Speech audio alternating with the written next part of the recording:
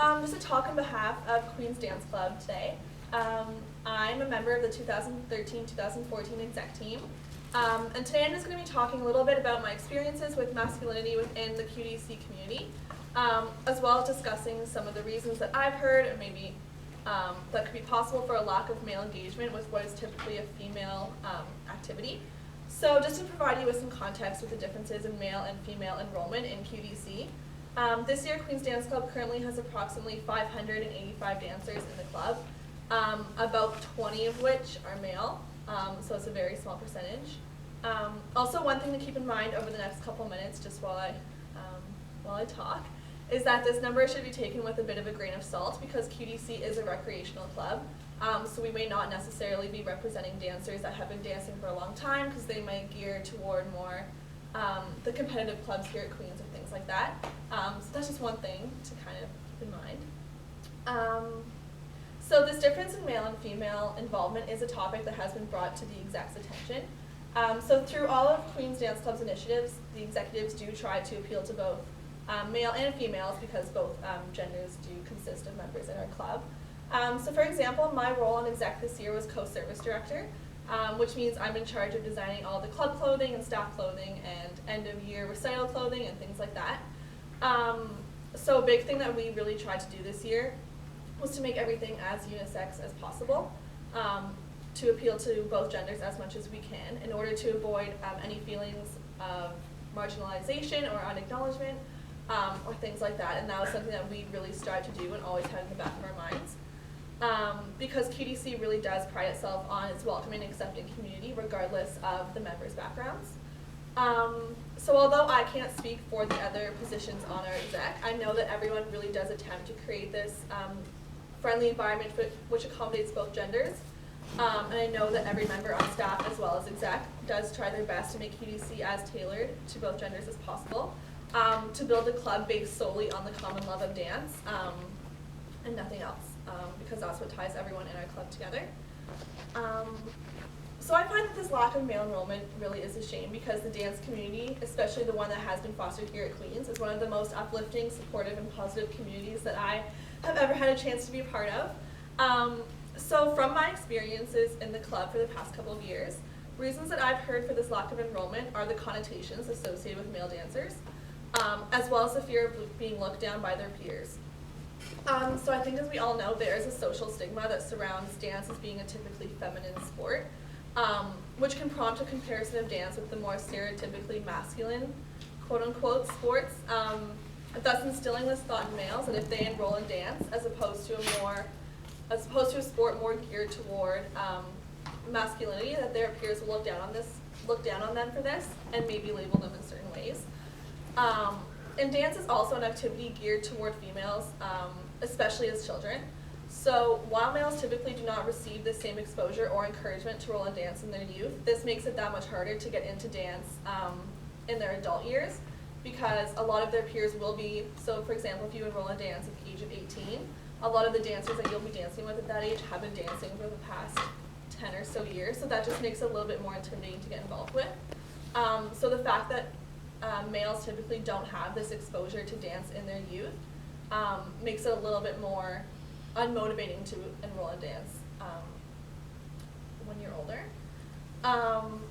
Also, the culture that we live in tends to perceive men who enroll in dance as unnatural, which can draw men away from being involved with the sport, as it can create a distance between them and their peers because of the labels that they may receive from this. So, because of the culture that we live in Canada and other countries such as ours, dance is very much instilled in people's minds as a female activity, as I just mentioned. Because this perception has been around for so long, dance, being considered a feminine sport, almost feels like a natural view to take, and can go without really being thought of or questioned in the society that we live in.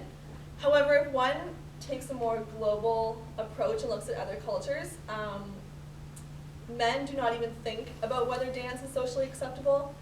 For example, in Europe, what can be called the tango culture and Latin American culture, men just dance. They don't really think about whether, well, I can't speak for them, but from what I've researched and seen, the gender issue isn't really one over there, and is actually very male dominant.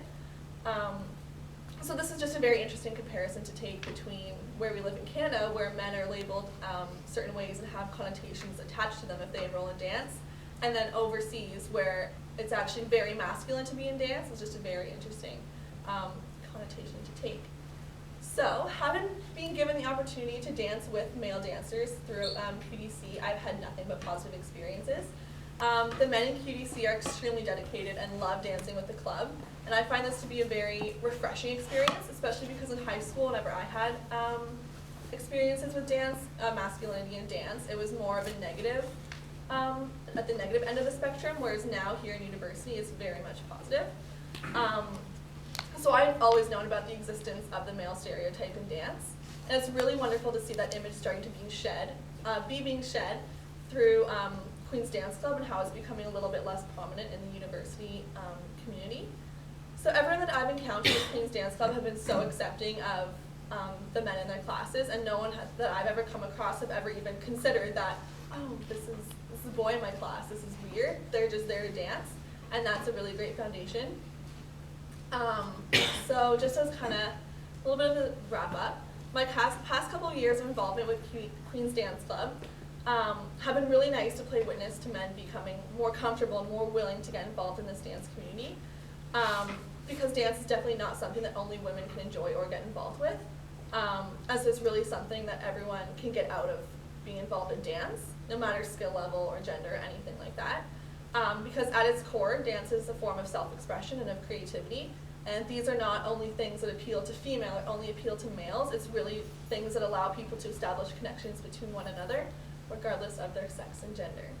So that's kind of my experiences with masculinity in Queen's Dance Club, so thank you. Yeah.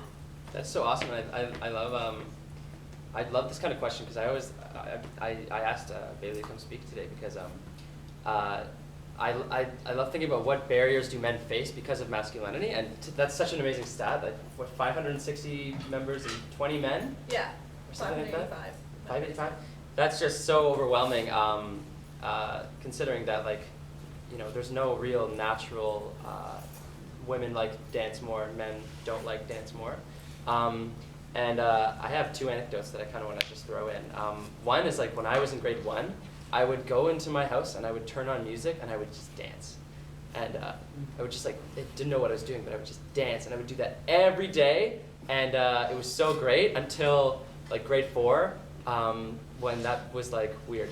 And so, and I just didn't even question it at all. It was just like, no more. And then in grade 8, we had a guy come in who brought the whole group together, guys and girls, and said, this is at my middle school, Montcrest. They said, okay guys, we're gonna learn how to dance. And the guys were like, oh my God, we're gonna learn, like, oh my gosh, we can't do this. But they were in grade 8, so they were they're not so ingrained yet that, like, guys can't dance. And so we did hip hop, and by the end of it, all the guys were super into it and super dancing, and, like, they were all loving it and they were having a great time.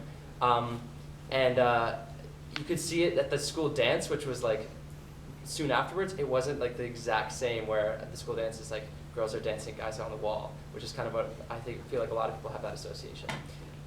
Guys were a little, like, they were using the moves that we learned just a little bit. And, like, I remember one move was like this. It was a very feminine move. It was like this. They go like that. And so the guys were all doing that move, like, over and over again in the middle school dance, and it was amazing. And so it was great, but then high school comes, and again, no more dancing. So it was just kind of, like, turned off, and it was entirely a product of guys saying don't dance, and guys saying dancing is feminine. And so it just completely limited the whole high school, and so I thought that was really sad. And so finally, now that I'm, like, recognizing these masculine pressures, I've joined Queen's Dance Club, and I'm loving it. It's, like, my favorite, literally one of my favorite hours of the week, which is really, like, I just want to get that kind of across, so, like, people recognize, like, it's a limit. It's just a barrier. It just simply is something that guys cannot do without even thinking about it. Even though dancing is so fun, so great, so useful, because then you finally go to Alfie's, you go to Ale House, you go to stages, and you can actually dance a little bit. You feel a little more comfortable. And I'm sure a lot of guys want that, but just can't do it because you can't practice. And so that's, I guess, one big